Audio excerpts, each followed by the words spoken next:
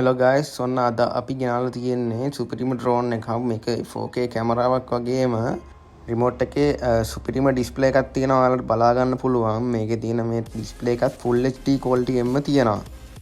ඔයාලට මේ ඩ්‍රෝන් එක වගේම තවත් ගොඩක් ඩ්‍රෝන්ස් ඔබ මිලදී ගන්න පුළුවන්. ඔයාලට වැඩිදුර විස්තර දැනගන්න ඕන නම් අපිට WhatsApp message එකක් දාන්න. හරි අපි දැන් මේ ඩ්‍රෝන් එක පැත්තට යමු.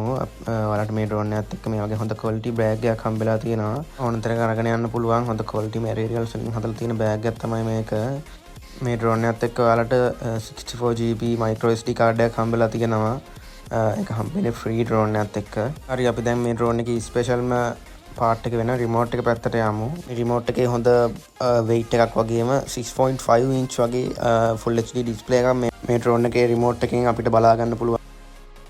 අපි ඩ්‍රෝන් එක පැත්තට ගියොත් මේකේ අර SG-109 Max 2 version එකට වඩා මේකේ ඉස්සරහා arms දෙක වගේම පිටිපස්සේ arms දෙකත් ටිකක් දෙකින් වැඩි. ඒ වගේම මේකේ motors වටේට නිල් පාට LED light strip එකක් වගේ තියෙනවා. ඔයාලට දැන් ඉස්සරහට බලා ගන්න පුළුවන් ඩ්‍රෝන් එක on කරාම මේ ඩ්‍රෝන් එකත් එක්ක 3 axis gimbal එකක් තමයි එන්නේ. ඒ වගේම මේ video resolution එක 4K වලින් බලා ගන්න පුළුවන් අපිට.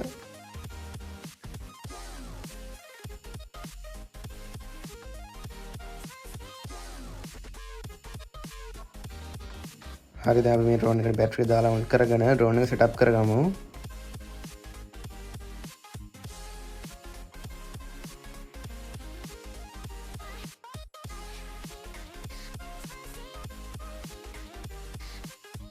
හරි දැන් අපි බලමු මේ ඩ්‍රෝන් එකයි රිමෝට් එකයි කනෙක්ට් කරගෙන ඩ්‍රෝන් එකේ කැමරා ප්‍රිවිව් එක අපි රිමෝට් එකෙන් බලාගන්නේ කොහොමද කියලා. ඉස්සෙල්ලාම ඔයාලා ඩ්‍රෝන් එක on කරගන්න. ඩ්‍රෝන් එක on කරගත්තට පස්සේ රිමෝට් එක on කරලා තප්පර 20ක් වගේ wait කරන්න. තප්පර 20ක් වගේ හිටියාම ඔයාලට ඩ්‍රෝන් එකේ කැමරා ප්‍රිවිව් එක ඔයාලට මෙන්න මේ විදිහට රිමෝට් එකෙන් බලා ගන්න පුළුවන්.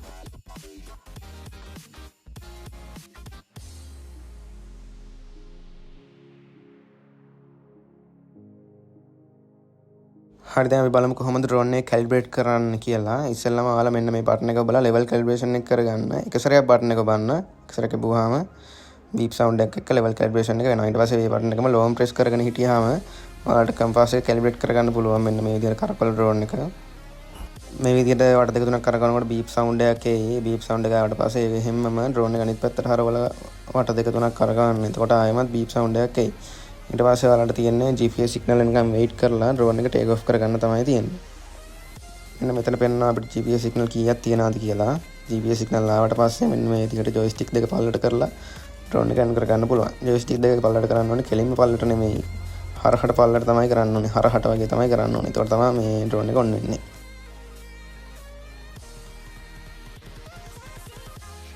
හරි දැන් අපි රිමෝට් එකට මයික්‍රෝ SD කාඩ් එකක් දාලා අපි බලමු කොහොමද මේ ඩ්‍රෝන් එකෙන් රෙකෝඩ් කරපු වීඩියෝ එක රිමෝට් එක හරහා අපි බලන්නේ කොහොමද කියලා අපි බලමු දැන්. මෙන්න මේ විදිහට SD කාඩ් එක හරි පැත්ත වල දාගන්න. දාගත්තට පස්සේ ඔයාලට රිමෝට් එකෙන් බලා ගන්න පුළුවන් SD කාඩ් එක ඩිටෙක්ට් වෙලාද නැද්ද කියලා රිමෝට් එකෙන් බලා ගන්න පුළුවන්. ඔන්න දැන් බලා ගන්න පුළුවන් රිමෝට් එකෙන් SD කාඩ් එක ඩිටෙක්ට් කරලා තියෙන්නේ. කියන්නේ අපිට දැන් SD කාඩ් එකට රෙකෝඩ් කරගන්න පුළුවන්. මෙන්න මේ මෙතන තියෙන බටන් එක සැරයක් ක්ලික් කරාම අපිට වීඩියෝ රෙකෝඩින් ඔන් කරගන්න පුළුවන්. ඔයාලට රෙකෝඩින් ඔන් වුණාම පහලින් ස්ටොප් වොච් එකක් වගේ ටයිමර් එකක් යනවා බලා ගන්න පුළුවන්.